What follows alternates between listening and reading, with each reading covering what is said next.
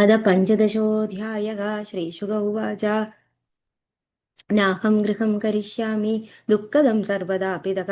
वागुरासदृशं नित्यं बन्धनं सर्वदेहिनां धनच्छिन्दातुराणां हि क्व सुखं तादृश्यते स्वजनैः खलु पीड्यन्ते निर्धनालोलुपा जनाः इन्द्रोऽपि न सुखी तादृक् यादृशो भिक्षुनिःस्पृहः कोऽन्यसाधिकः संसारे त्रिलोकी विभवे सति तबन्धं तापसं दृष्ट्वा मघवा दुःखितोऽभवत् विघ्नान् बहुविधानस्य करोति च दिवस्पतिः ब्रह्मापि न सुखी विष्णुर्लक्ष्मीं प्राप्य मनोरमां खेदं प्राप्नोति सततं सङ्ग्रामैरसुरैः सह करोति विपुलान् यत्नान् तपश्चरति दुश्चरं रमापतिरपि श्रीमान् कस्यास्ति विपुलं सुखं शङ्करोऽपि सदा दुःखी भवत्येव च वेद्म्यहं तपश्चर्यं प्रकुर्वाणो दैत्ययुद्धकरः सदा कदाचिन्न सुखी शेते धनवानपि लोलुपाः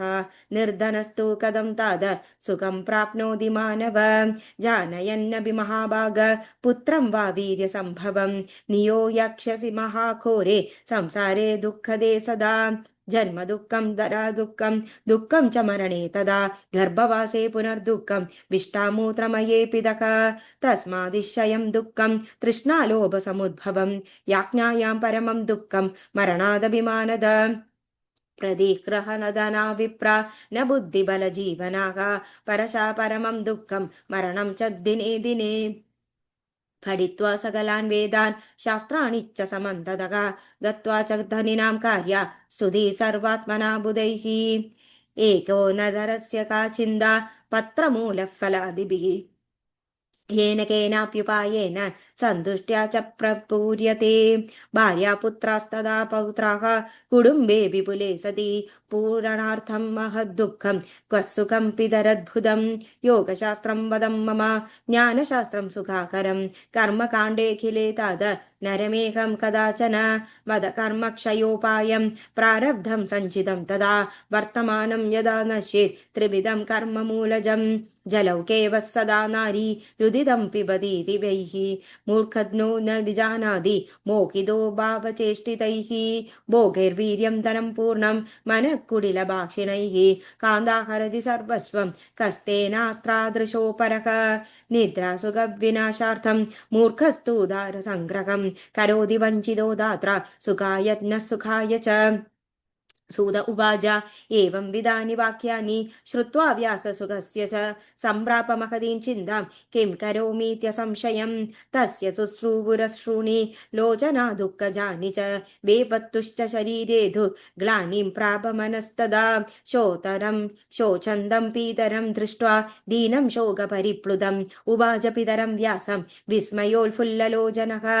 अको मायाबलं चोक्रं यन्मोहयति पण्डितं वेदान्तस्य च कर्तारं सर्वज्ञं वेदसंविदं न जाने का च सा माया किं स्वित्सातीव दुष्करा या मोहयति विद्वांसं व्यासं सत्यवदीसुदं पुराणानां च वक्तायो निर्माता भरतस्य च विभागकर्ता वेदानां सोऽविमोहमुपागतः तां यामि शरणं देवीं या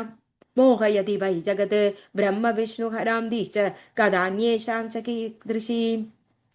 कोऽप्यस्ति त्रिषु लोकेषु यो न मुह्यति मायया यन्मोहं गमिदा पूर्वं ब्रह्मविष्णुहरदायः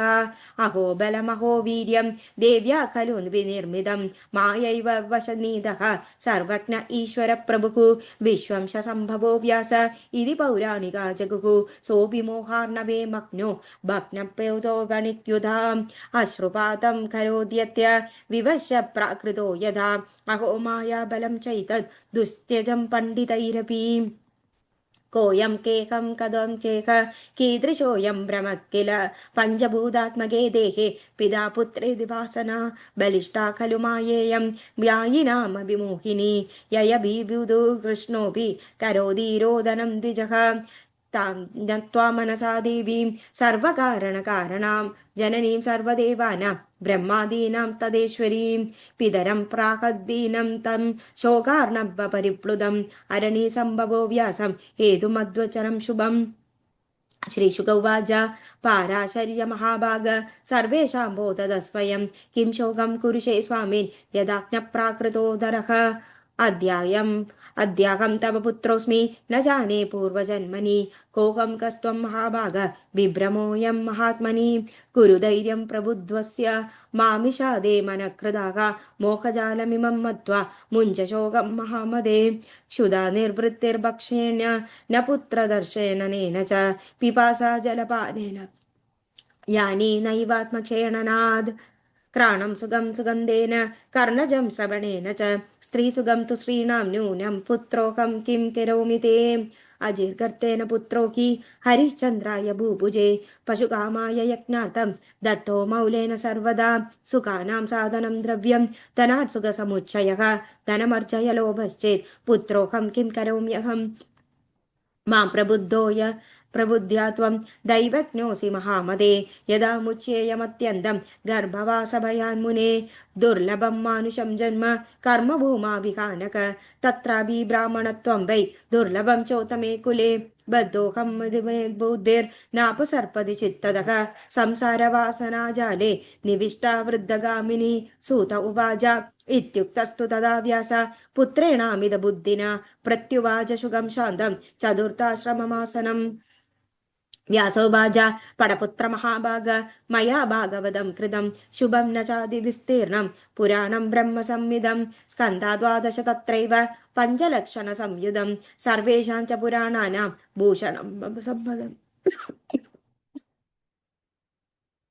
सदस्सज्ञानविज्ञानं श्रुतमात्रेण जायते येन भागवते नेह तत्पडत्वं महामदे वडपत्रशयानाय विष्णवे बालरूपिणा केनास्मि बालभावेन निर्मितोऽहं चिदात्मना किमर्थं केन द्रव्येण कथं जानामि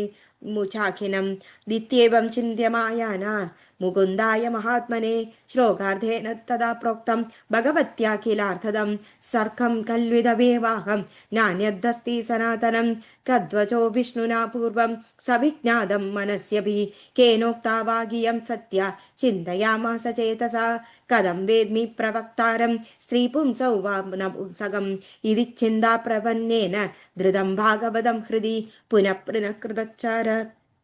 तस्मिन्नेवास्तचेतसा वडपत्रे शयान सन्नभूचिन्ता समन्वितः तदा शान्ता भगवती प्रादुरासचतुर्भुजा शङ्खचक्रगदा पद्म वरायुधधरा शिवा दिव्याम्बरधरा देवी दिव्यभूषणभूषिता संयुधा सदृभिश्च सखीभिः स्वभिविबुधिभिः प्रादुर्बभूव तस्याग्रे विष्णोरमित तेजसः मन्दहास्यं प्रयुज्ञान महालक्ष्मी सुबानना सूत उवाच तां तदा सा संस्थितां दृष्ट्वा हृदये कमलेक्षणः विस्मितः सलिले तस्मिन् निराधारं मनोरमान् रतिर्भूमिस्तदा बुद्धिर्मदी कीर्तिस्मृतिर्धृतिभिः श्रद्धा मेधा स्वदानाः क्षुधा निद्रा यदा यमगतिः तुष्टिपुष्टि क्षमा लज्जा जृम्भा तन्द्रा च शक्तयः संस्थिता सर्वदा पार्श्वं महादेव्यां पृथक् पृथक् वरायुधधरा सर्वा नानाभूषणभूषिताः मन्दारमालकुलिता मुक्ता हारविराजिताः तां दृष्ट्वा ताश्च संवीक्ष्य तस्मिन्नेकार्णवे जले विस्मयाविष्टहृदय सम्बभूव जनार्दनः चिन्तयामास सर्वात्मा दुष्टमायाति विस्मितः कुतो भवास्त्रियः सर्वा कुतोऽहं वडतल्पकः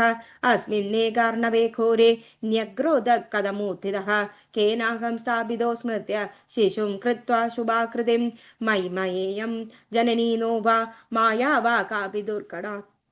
दर्शनं केनचित्त्वस्य दत्तं वा केन हेतुना किं मया चात्र वाक्तव्यं गन्तव्यं वा न वा क्वचित् मौनमास्ताय तिष्ठेयं बालभावाददन्द्रितः इति श्रीदेवी भागवते प्रथमस्कन्धे 15ोऽध्यायः। Thank you.